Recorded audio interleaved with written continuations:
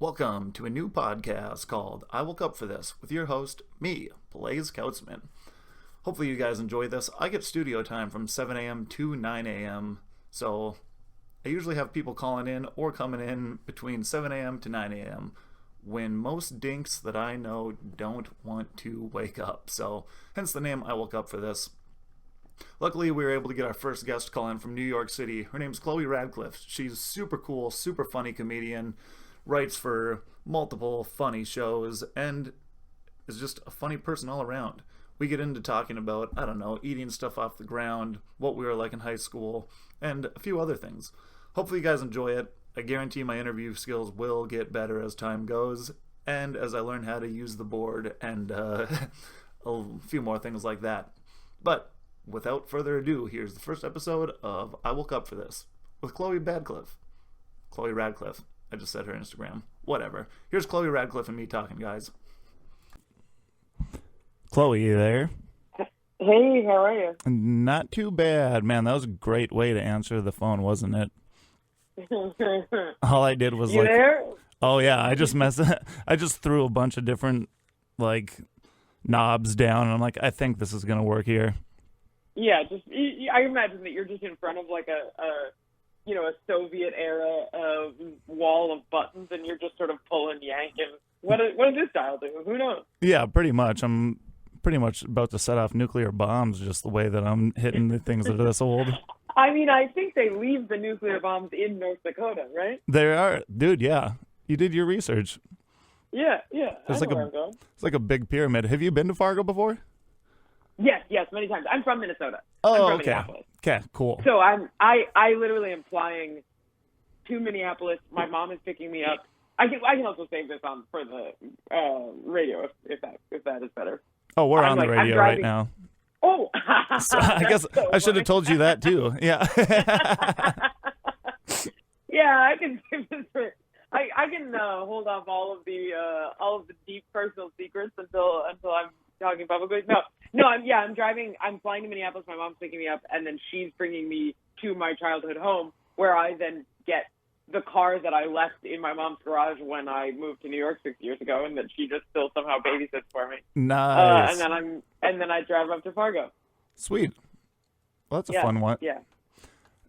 I'm really excited. Nice. When was the last time you were in Fargo? Good question. Now that I was like, I've been to Fargo a bunch. Yeah, I was gonna say. Actually, well, I guess it's probably college. So I competed in college speech and debate, and so I went, and Concordia Moorhead had a strong team, and so we would drive up to Moorhead a bunch, and then we would go over to Fargo every once in a while for tournaments. And I went to high school speech camp at Concordia Moorhead. Oh, nice. High school speech and debate camp, which is nerdier than band camp. It is worse than that. Oh, way worse. Yeah. There's no band camp. Yeah, you'll grow up to be a famous band person or something, like rock star with that. Being I guess right. You're a comedian though, so I guess that's not speech and debate brought you somewhere. Speech doesn't flow to comedians in the way that it should. It's exactly the same skill. And I'm like, anybody who does speech should just go and do stand-up. Except I don't want that to be the case because I don't need more career competition. But right. But other than that, it's just exactly the same. And I don't understand why it doesn't flow like that. But yeah, no, musicians are much, much, much cooler than comedy performers.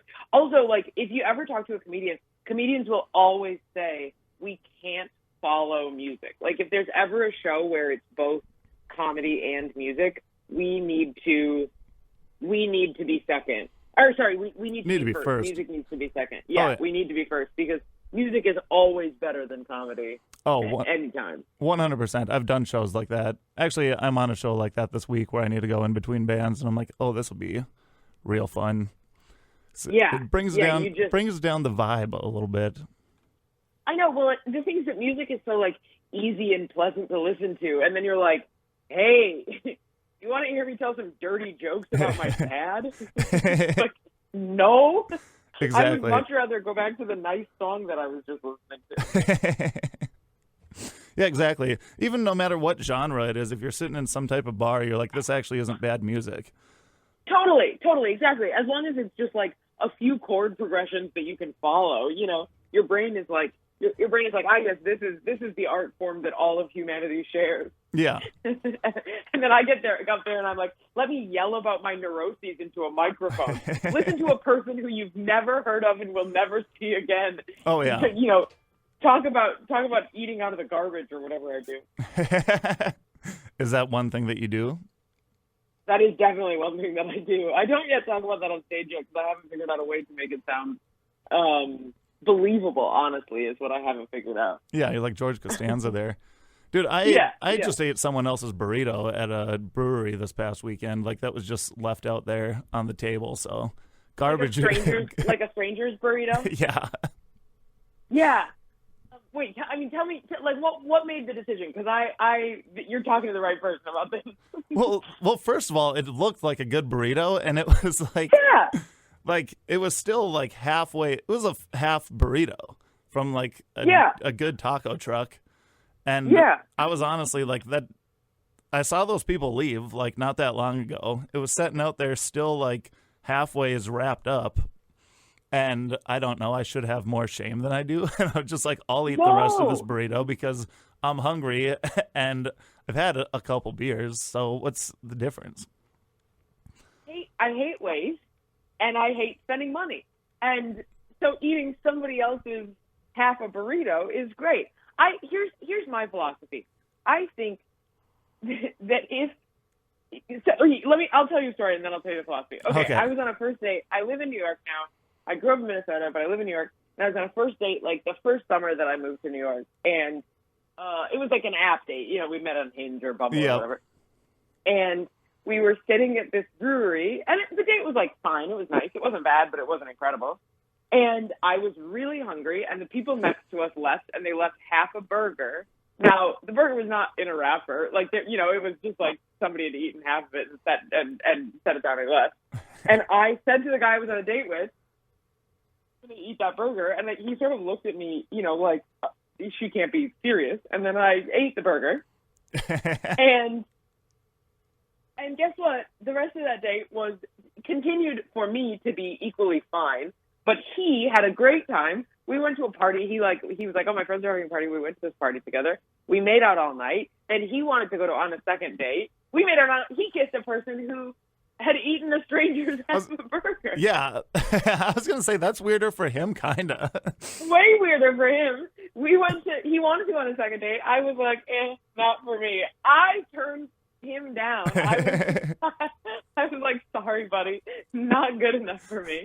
And so, I think that is a useful allegory into the degree of cockiness that I embody. Like I think I have gotten too powerful, Oh, yeah. The problem is that I do stuff like this and then it's like, oh, I don't experience negative consequences for my behavior, right? Like this guy still wanted to go on a second date with me and I was like, yeah, I got my pick of the litter.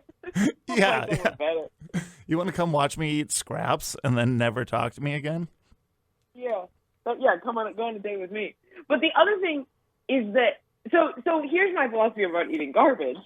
And what a lead. Say eating out of if you say eating out of a garbage, it may sound better than eating garbage. And I do both. Here's my philosophy about eating other people's actual literal garbage. Okay. Is that if we knew them, we would not think twice about it, right? Like if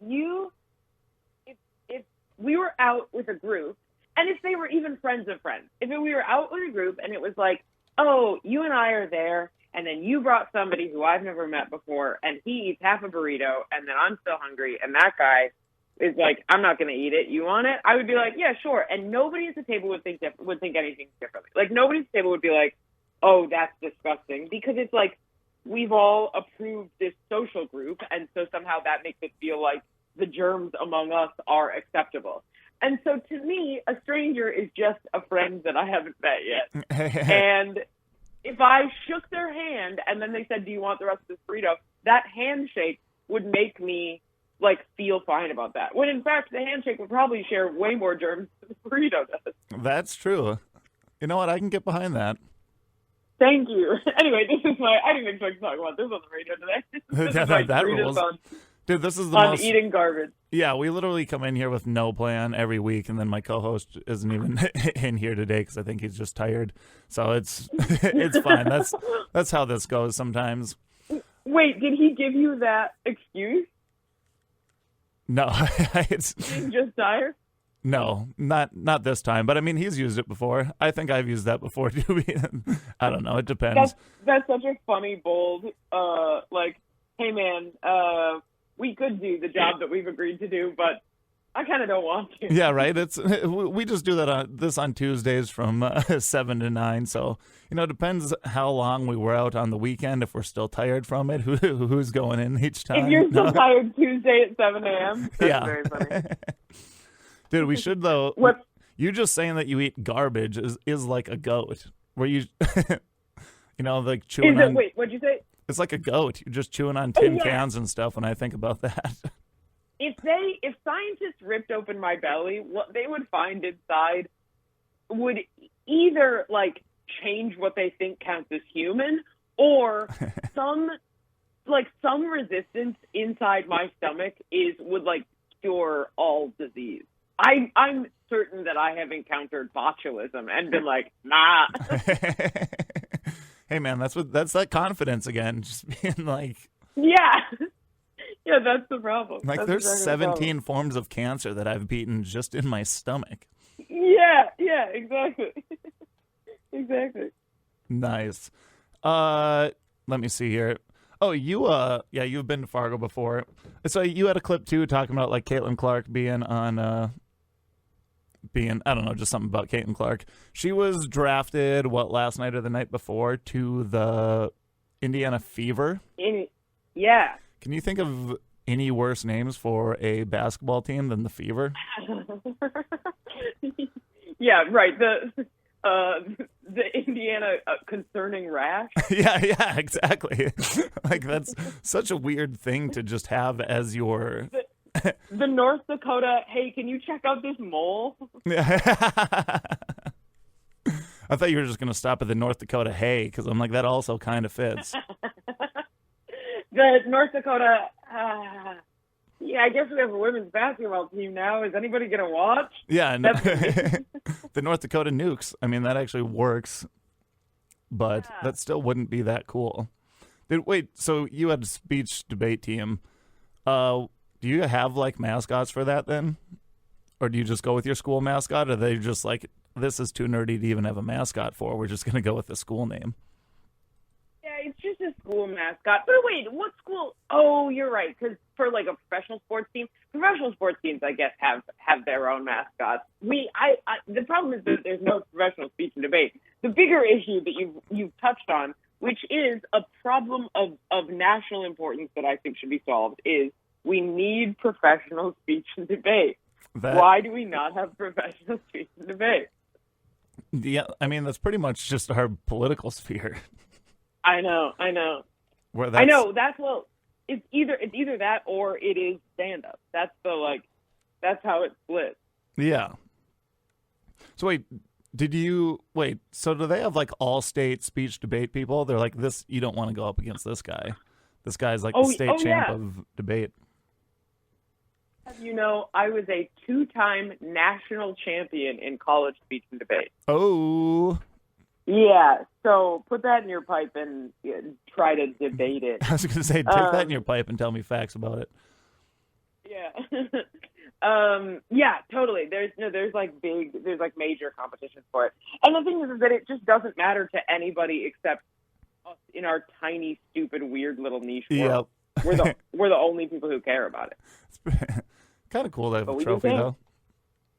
Oh yeah. Oh, I have big pewter plates that say was the best in the country for this 1 year, whatever.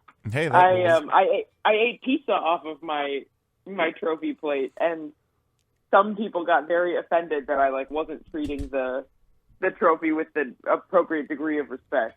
Oh, I know every single trophy that I've ever won has had a beer drinking out of it. Yeah. I'm pretty sure. What trophies have you won?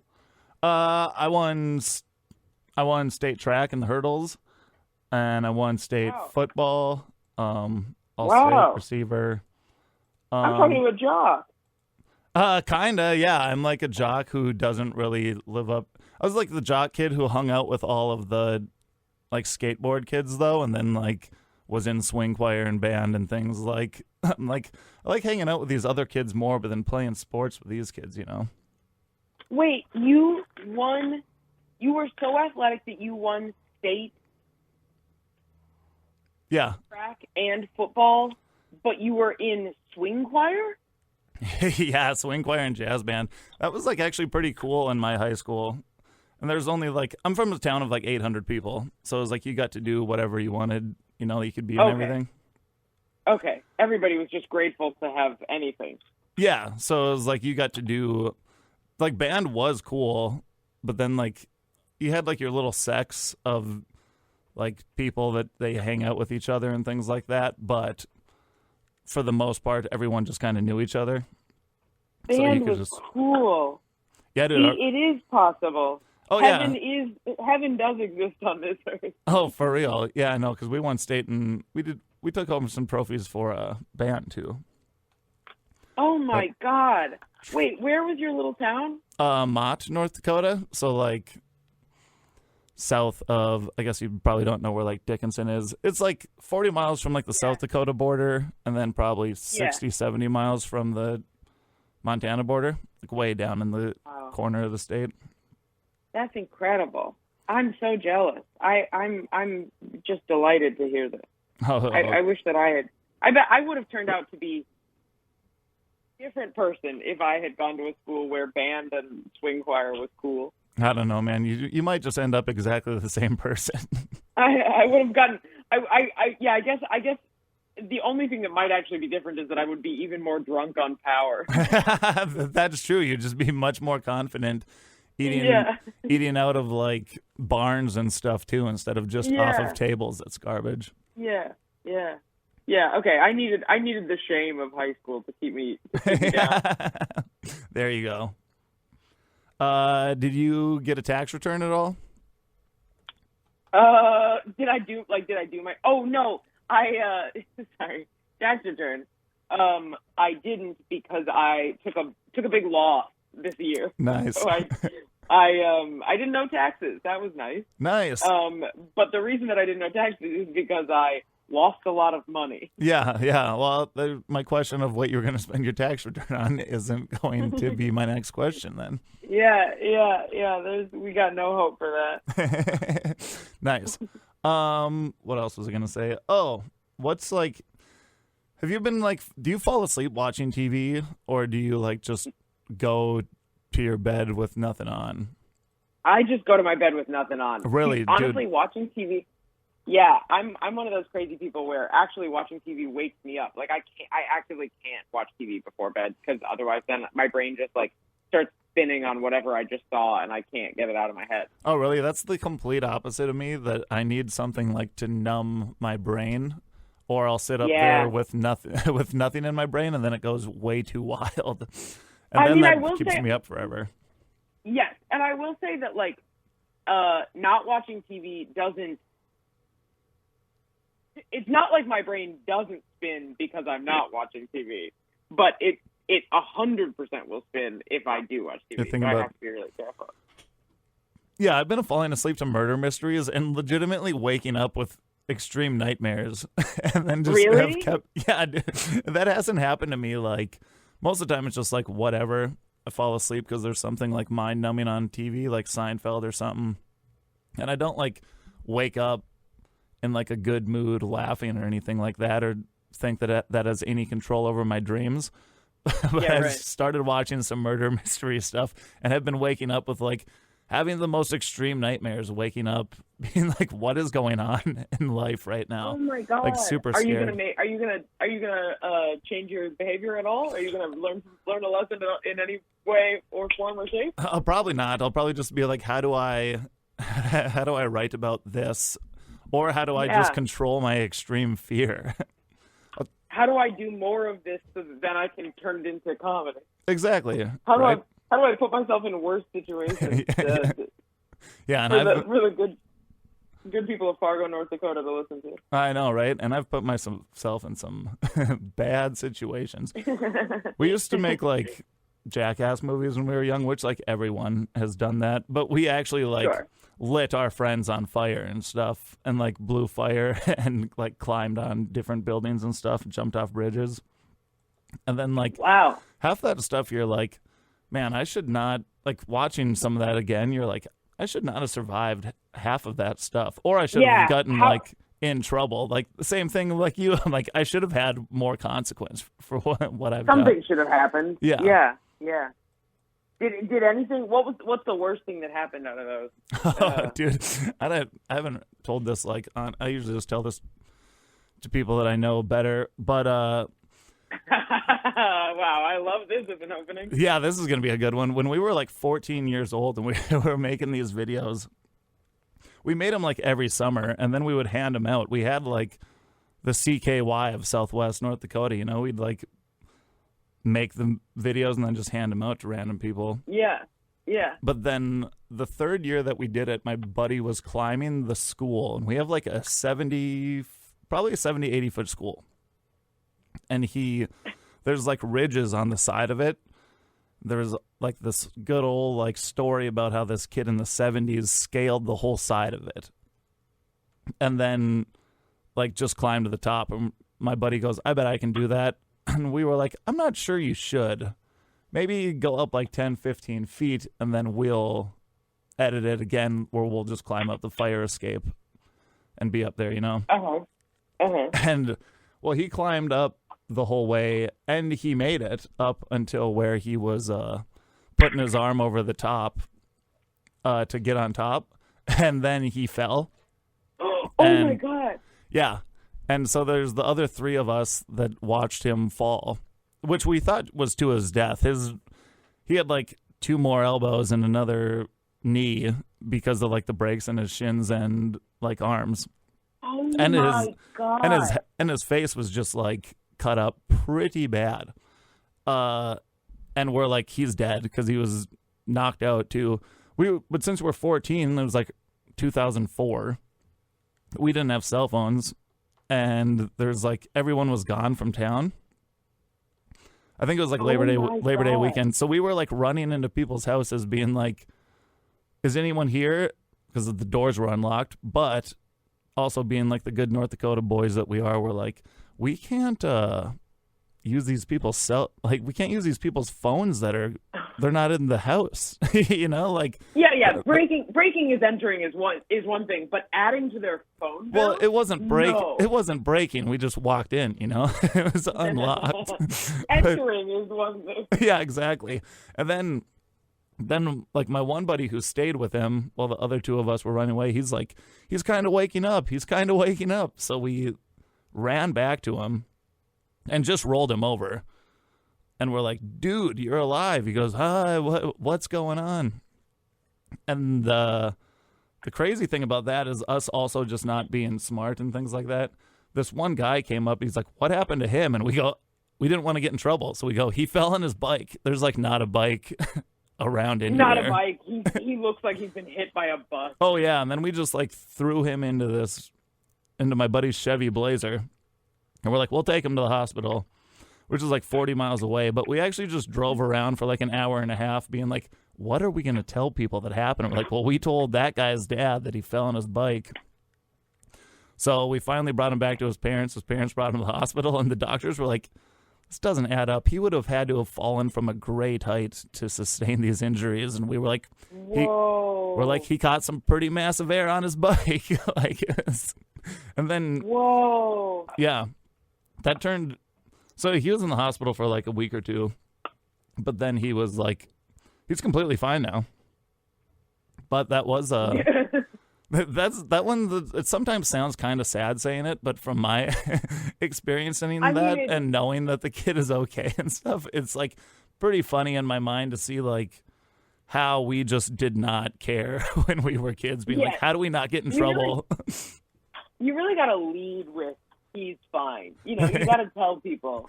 That is true. Yeah. Don't worry. Because sometimes you see people's faces like just open mouth while you're saying that. I mean, I wish you could see my face. That's what my face looks like. Open mouth. So yeah, that's crazy. That's the worst thing that happened. Yeah, he's fine. Look, he'll never be able to read again, but other than that, he seems fine. Yeah. Yeah, he talks a little slower, Wow. but other than that. Yeah. Oh my God, that's insane. I'm so glad that you absolute nut jobs escaped with nothing worse than that. That's crazy. Yeah. Yeah, good times. That's what you do when you're not doing swing choir. Yeah, you got to get back. We got to get you back in swing choir. We got to get you back, running laps for football. Come on. For real. Don't kill your friend. Crazy. I one time, this is, I probably shouldn't tell this on the radio either. This is not about me. And this does get sad at the end. Perfect. I'm going to tell somebody else's sad story. I used to work at Target headquarters in Minneapolis. Before I did comedy, I had like a corporate job. And we would have these like get to know you lunches every time somebody new joins the department.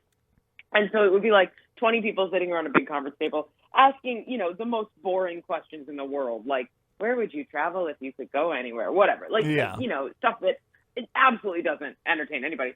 And I was young. I was like 22. And I was just out of college. I had studied math in college, and so it got me into like a business analyst job that that I wasn't qualified for at all.